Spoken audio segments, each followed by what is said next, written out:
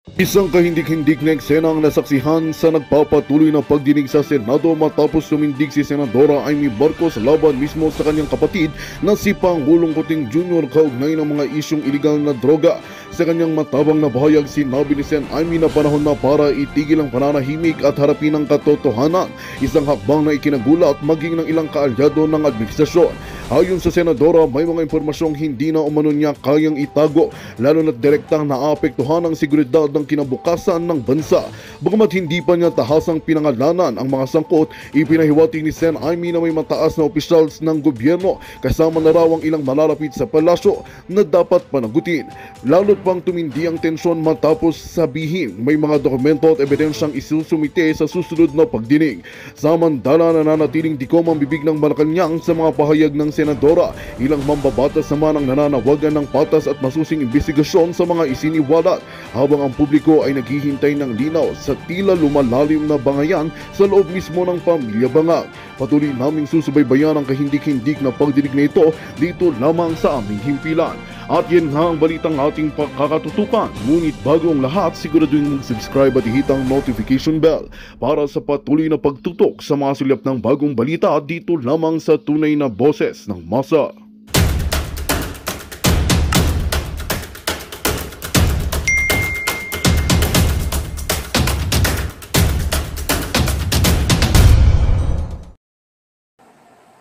Sa mundo natin.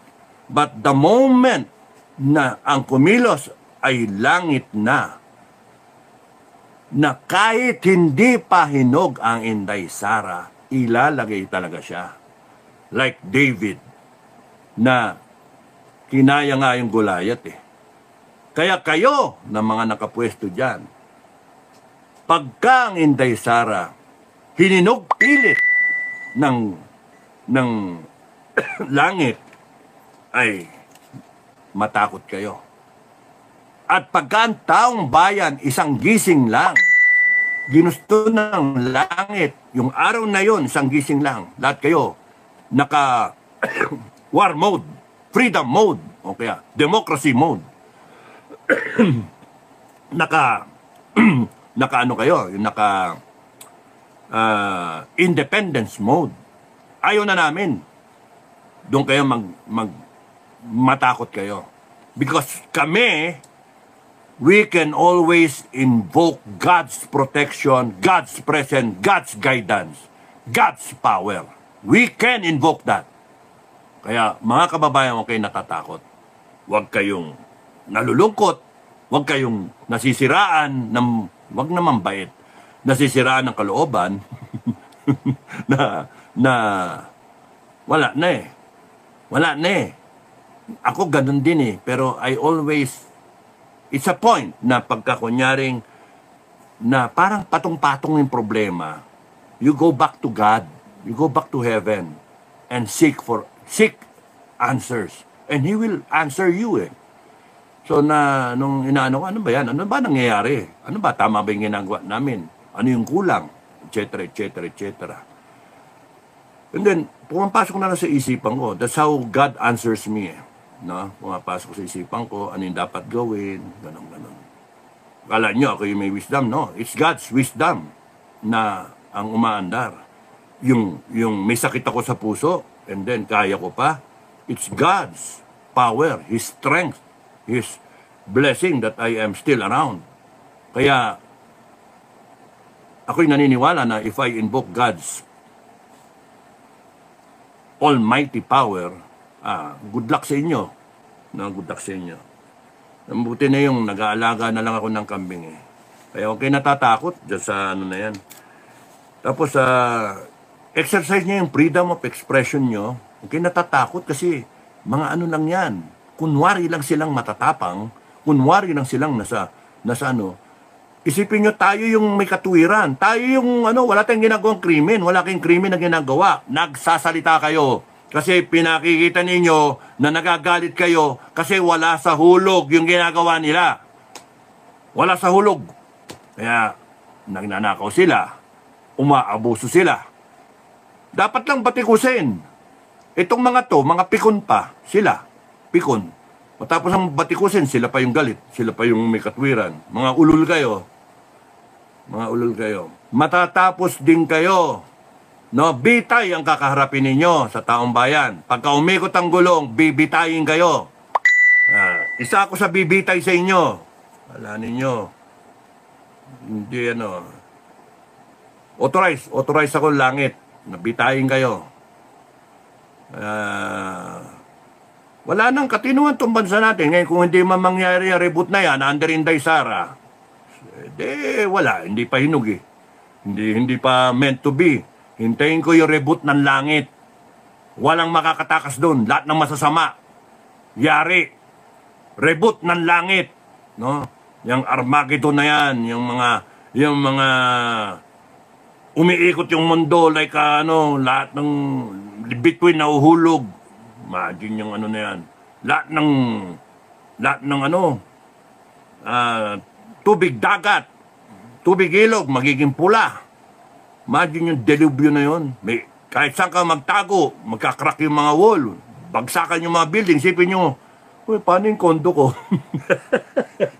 Wala, giba yun. Giba yung mga kondo.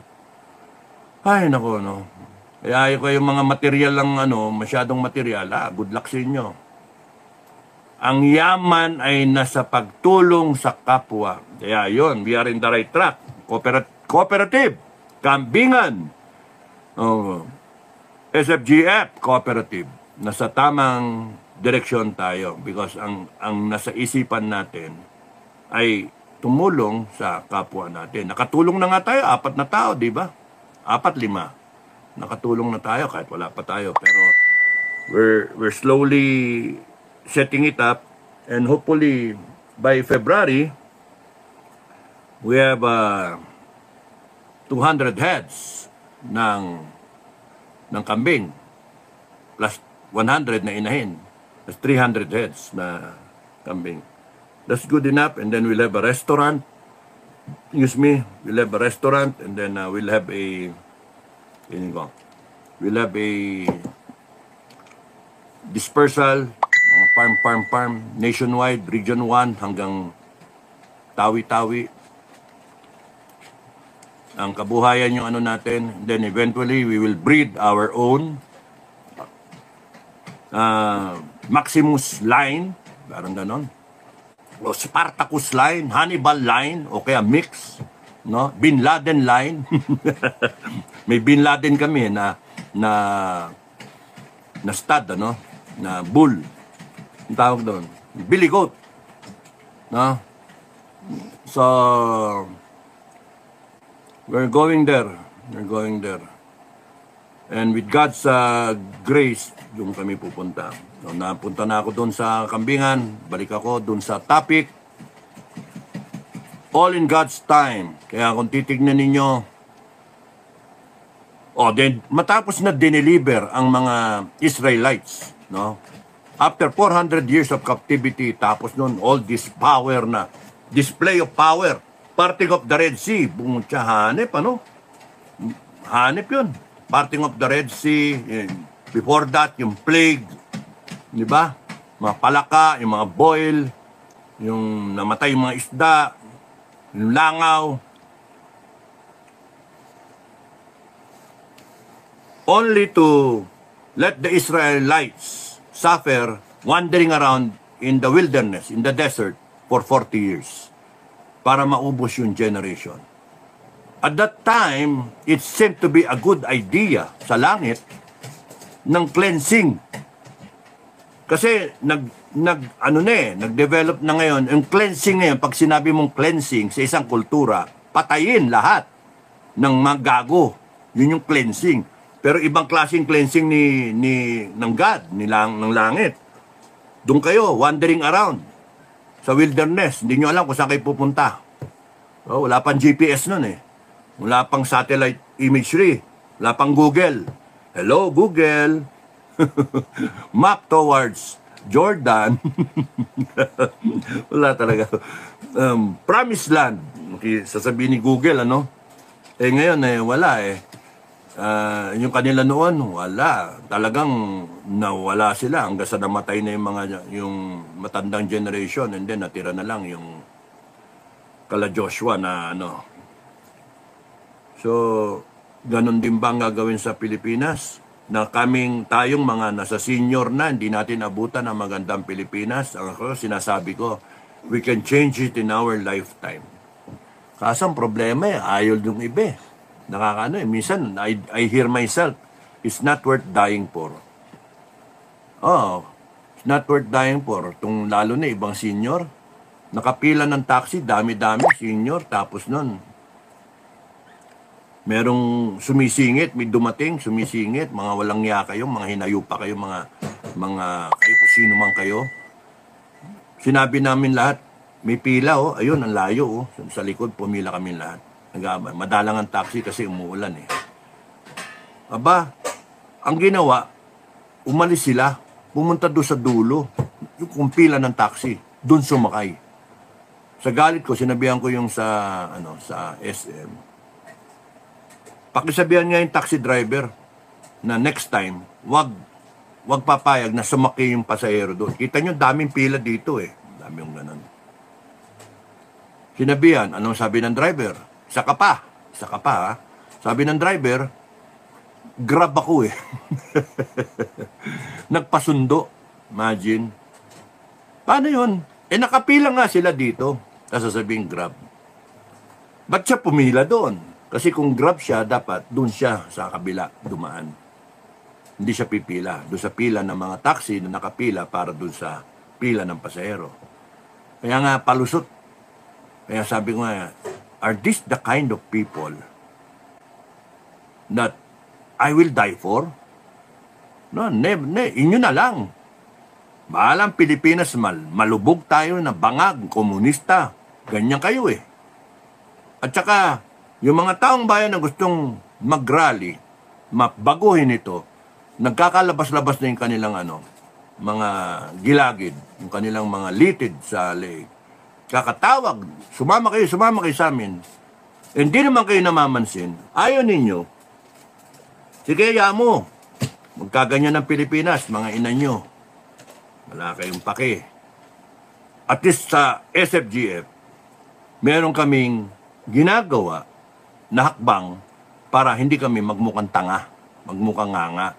Because while we're waiting for maturity ng investment ng langit sa atin, mga Pilipino, minamarapat namin na mag-contribute kami ng aming mga resources, talent, pawis, pagod, kahit yung mag-alala lang, idea, magkwento-kwento, may naitutulong, and then we're all looking into something positive na, wow, may kambing na kami.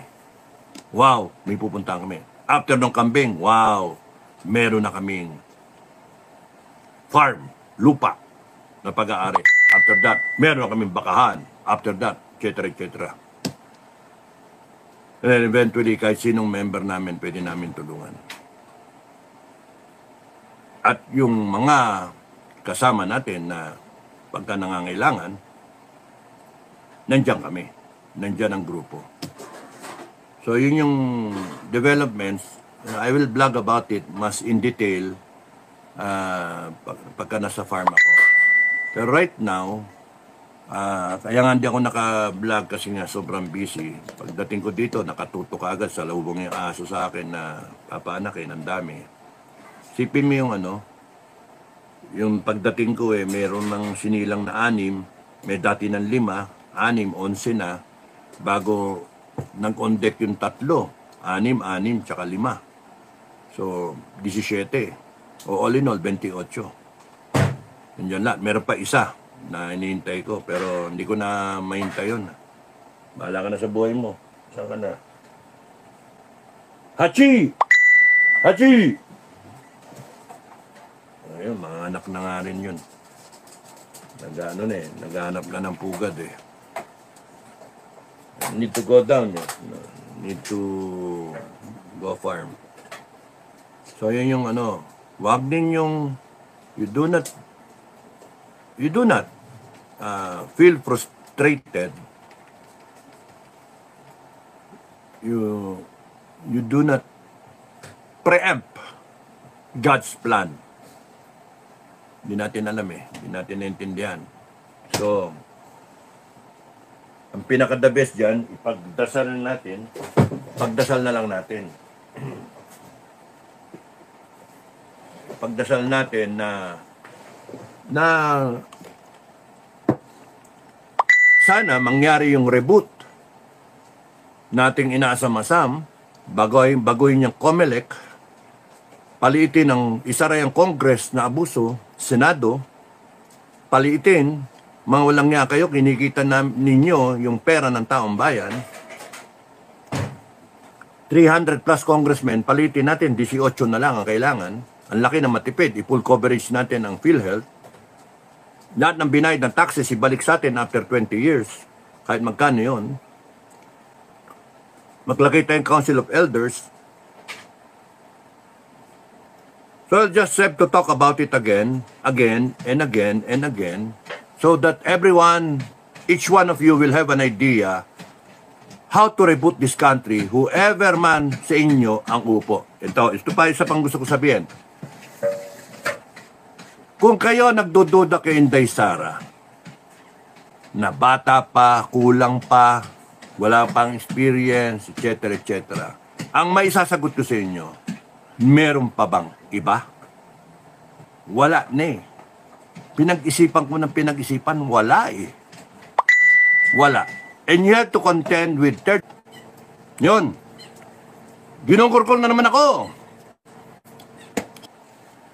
Ginungkurkur ako. Teka, basahin ko na muna kayo. Basahin. Baka hindi Thank you, IT Ching.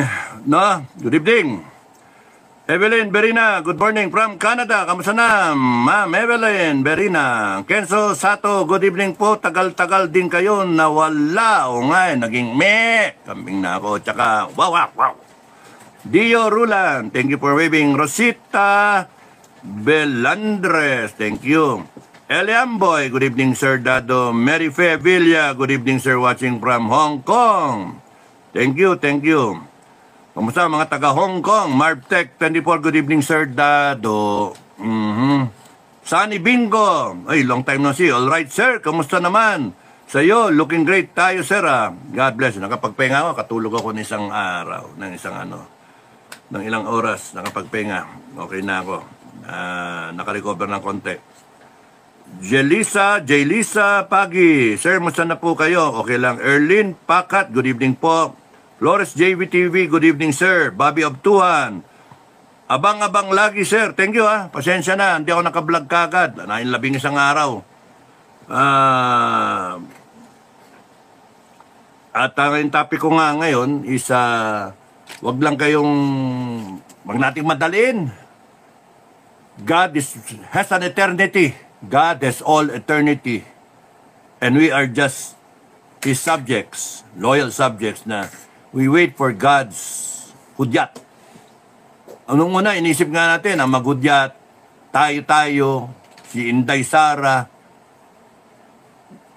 God is in control eh. So yung hudyat, sa kanya manggaling yan. Yung isang araw, gising natin, o lahat ng play talaga, galit ng taong bayan.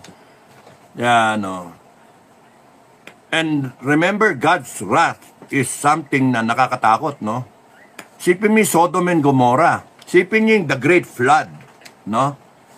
It took how many years? 100 years for Noah to build the Great Ark. 100 years, no? Down, mami, down. Yung aso po ang panit. So, 100 years na So, imagine yung all in God's time. And yung sinasabi ko na si Jesucristo, Lord Jesus Christ, na rin ang nagsabi, ang nagpili ng kanyang apostles. Can you just imagine? Siya na yung pumili. Yun na ba yung pinakamagaling at that time? Pero it was God's choice. No? It was Jesus Christ's choice. Sipin niya, pinili niya. May Judas. Kaya nga, kung isipin ninyo, yung mga current na mga leader natin ngayon, may design yan, may plano yan. Kasi kung walang Judas noon, hindi mabibitay si Kristo kasi wala magsusuplong. Hindi mo siya kilala ng mga intel asset ng mga, sino ba yung Kristo na yan? Ano ba yung tsura niyan? Bossing, lagay, 30 pieces of silver, halikan ko. At yung hinalikan ko, yun. Buti na lang hindi mo kakilala, no? Mabeso-beso ka nun at that time, may bitay ka, crucified ka, no? So, imagine, siya pumili at sinasabi po niyo, mamaya merong magta-traidor sa akin. Uso ngayon yun. May traidor. Uso ngayon yun. Na nabudol ko na, tapos nun meron pang Judas na kasama kayo, Madam President. May Judas pa dyan. Kaya wala ako dyan. Wala ako dyan. Hindi ako sumasali dyan. So, yan. And yung pinaka-trusted niya, where I will lay down the foundation of Christianity. My church, you will be the first Pope. Pope Peter. Alagang manok. Kaya pala, nagalaga ng manok.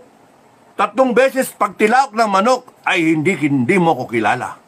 Imagine, yun yung pinaka-the best na apostle niya ipagkakaluno si Kristo. Hindi ko kilala yan. Di ba kasama ka yan? Hindi ko kasama yan.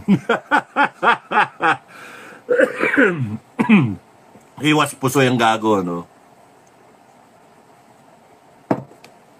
Upon which, the Roman Catholic, siya yung naging supposed to be na first Pope, no? Kinikilala siya yung unang-unang Pope ng putya yan, no? Di ko kilala yan. Kaya nga yung si Duterte Sr. Di ko kilala yan. sabi ni Torre, hindi ko kilala yan. Anak lang to, itong mga karakter natin, no? So, you find answers when you relate it to what is written in the Bible. You find answers because it will ease up your pain. It will ease up your frustrations. Tapos may doubting Thomas. Isipin niyo yun, may doubting Thomas pa. Kinakailangan makita ko yan. Yung sugat. Di ka, nandito na nga Hindi, kinakailangan mawakan ko yan. Kaya nga, kung people power yan, kailangan makita ko nandoon.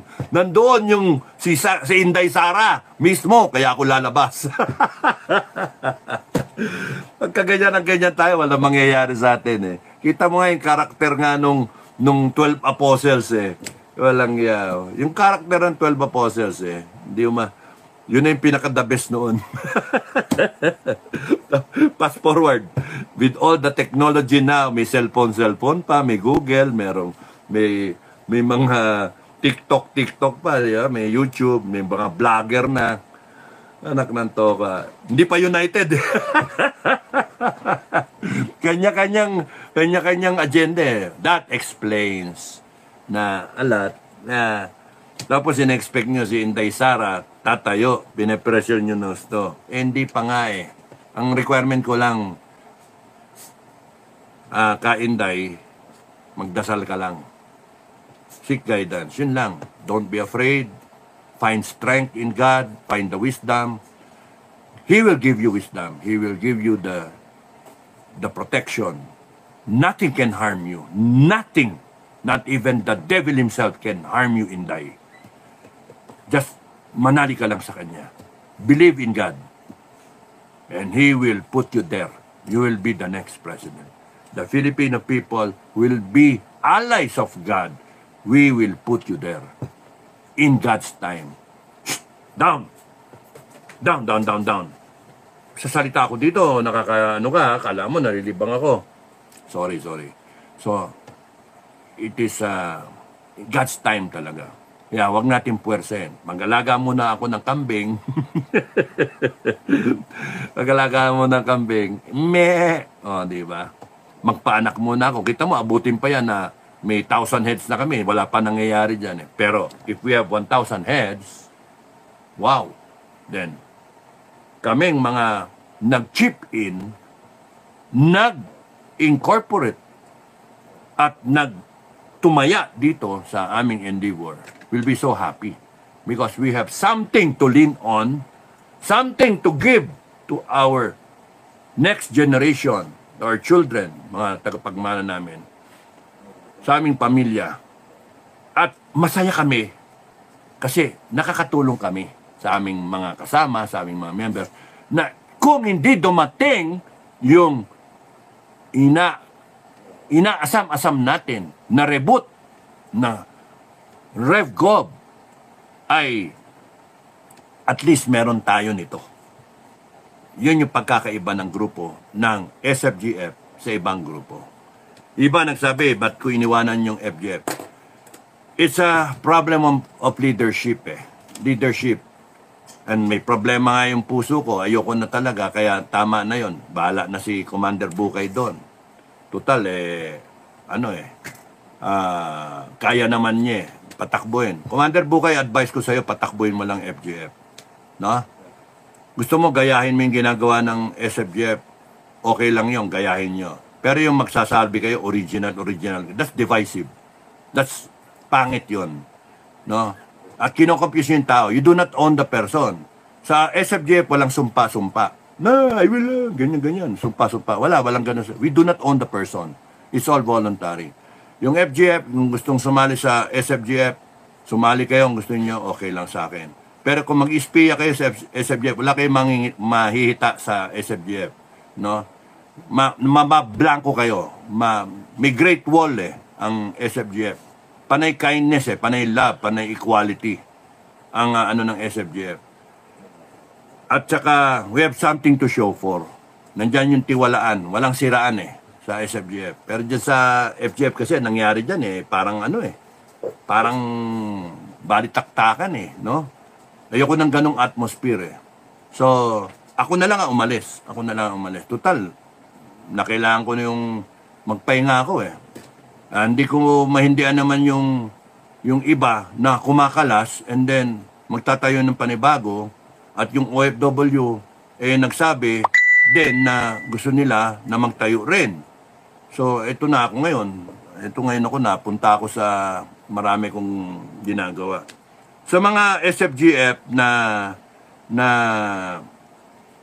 on the national dito sa Pilipinas, nod lang kayo, tapos nun, iwasan nyo na yung gusto nyo ako makita, mag-online na lang tayo kung gusto niyo yung in-person, magastos yun Alam nyo, yung unang-unang mga contributions ng mga OFW, naubos sa kakarali, naubos sa mga meet and greet. Sayang, kung doon pa lang, na sinasabi ko na magkaroon tayo ng mga venture para umikot yung pera kasi hindi forever na nandyan yung mga OFW para sumuporta. Mga hard-earned money yan. So, mas maganda, paikutin natin yung pera. Although yung inaano nga ng OFW, pang support. Magandang balita ang hatid namin sa inyo ngayong araw. Sa pagtatapos ng aming balitaan, nagbigay kami ng mga mahalagang impormasyon. Maraming salamat sa pagtutok at pagsuporta sa aming programa. Huwag kalimutang manatili sa mga susunod na araw para sa mga bagong balita at mga kwento na dapat nating abangan. Mula sa Boses ng Masa, magandang araw, Pilipinas!